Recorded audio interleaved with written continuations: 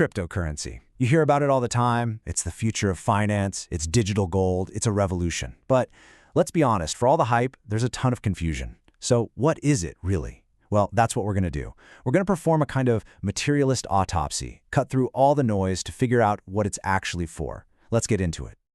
So is it really the financial revolution we've all been promised? A way to break free from the big banks and the government?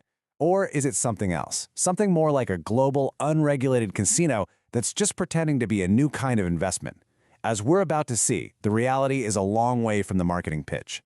You know, to really get to the bottom of this, we have to ignore all the noise. The Lamborghinis, the laser eyes on Twitter, the super complex jargon. Instead, we need to look at where it came from, what it's actually made of, economically speaking, and the ideological part it plays in the world today. Okay, so here's our game plan. We're going to break this down along 4 main lines of attack. First, we'll look at its origins as a product of collapse. Then, we'll define it as the ultimate form of what's called fictitious capital. Third, we'll unpack its role as an ideological trap. And finally, we'll put it all together and see how it's a symptom of a much bigger problem. All right, first up, Axis 1, a product of collapse. And this is so important. You absolutely cannot understand crypto unless you understand the exact historical moment it was born into, which was right in the chaotic aftermath of the 2008 global financial meltdown. Now, the timing here is everything. Just look at this sequence. In 2008, the entire global financial system just implodes. The government steps in to bail out the banks. Then central banks start this wild new policy. And boom, just a few months later, January 2009, the very first Bitcoin is mined. Trust me, that timing is no accident.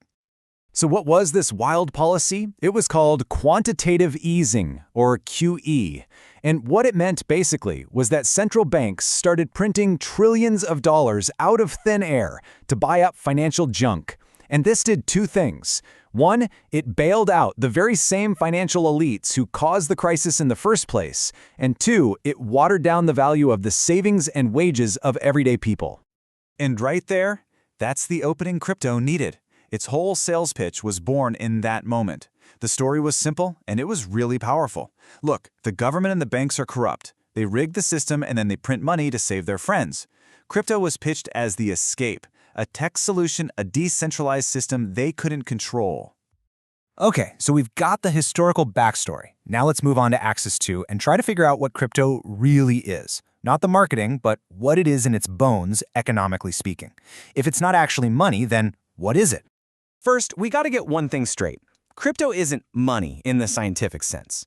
Real money represents actual value created in the real world. You know, the labor that goes into building cars or growing food or writing software. Cryptocurrency, on the other hand, is just a speculative digital token that's almost totally disconnected from any of that real-world value creation. To really get this, we need to understand a key idea: fictitious capital. All that means is it's a claim on future wealth that hasn't even been created yet. A perfect example is a company's stock. The stock certificate itself isn't valuable. It's valuable because it represents a claim on the future profits you hope the company's workers are going to generate down the line. So think of it like a ladder. At the very bottom, you have real capital, actual factories, real machines, people working and creating stuff. Take one step up and you have stocks and bonds. Those are claims on the future value that comes from all that real stuff. But crypto takes one more giant leap into thin air. It's a claim on, well, on nothing. Nothing except what you hope someone else will pay for it later. It's literally a bet on a bet. Now, it is really important to make a distinction here. Blockchain, the tech underneath it all, is just a distributed ledger. It can actually be a pretty useful tool for all sorts of things. But its main use under capitalism, cryptocurrency, has been to build a purely speculative, completely unregulated worldwide casino. And that brings us to our third and maybe the most critical axis of all: crypto's real job as an ideological trap, selling this fantasy of an escape hatch from a system that feels like it's failing. So remember all that real anger against the banks back in 2008? Well, crypto takes that energy and channels it into a dead end. The hidden message becomes, yeah, the system is rigged, but don't get organized, don't try to change it. No, just save yourself. Buy this digital token. Here's your own personal lifeboat. And you can see how perfectly it works as a diversion. It pushes this get-rich-quick, every man for himself mentality. It takes all that righteous anger that could fuel real political change and safely funnels it into people gambling alone on their phones. It's like a pressure valve, turning revolutionary steam into worthless casino chips. When you think about it that way, it's almost like a 21st century opium for the masses. It offers you a lottery ticket to a virtual paradise, all while distracting you from the very real crises burning down the world around us. Okay, so let's pull all of these threads together for the final verdict. When you put it all together, what you realize is that crypto isn't the cause of our problems. It's a massive symptom of a system that's in decay. This chart really visualizes the main economic point. The real, productive economy, it creates enormous social value. The regular financial sector, a lot less. But cryptocurrency, it creates zero new value. It's a complete zero-sum game. The only way the price goes up is if you can find someone else to sell it to for more money. It's just a giant machine for moving wealth around, without creating a single new thing for society. So to sum it all up, the core critique is pretty simple. 1. Crypto creates no new wealth for society. 2. It doesn't solve any of the huge problems we're facing, not war, not poverty, not climate change. And 3, it's a purely speculative bubble and, more importantly, an ideological trap designed to divert us from finding real solutions.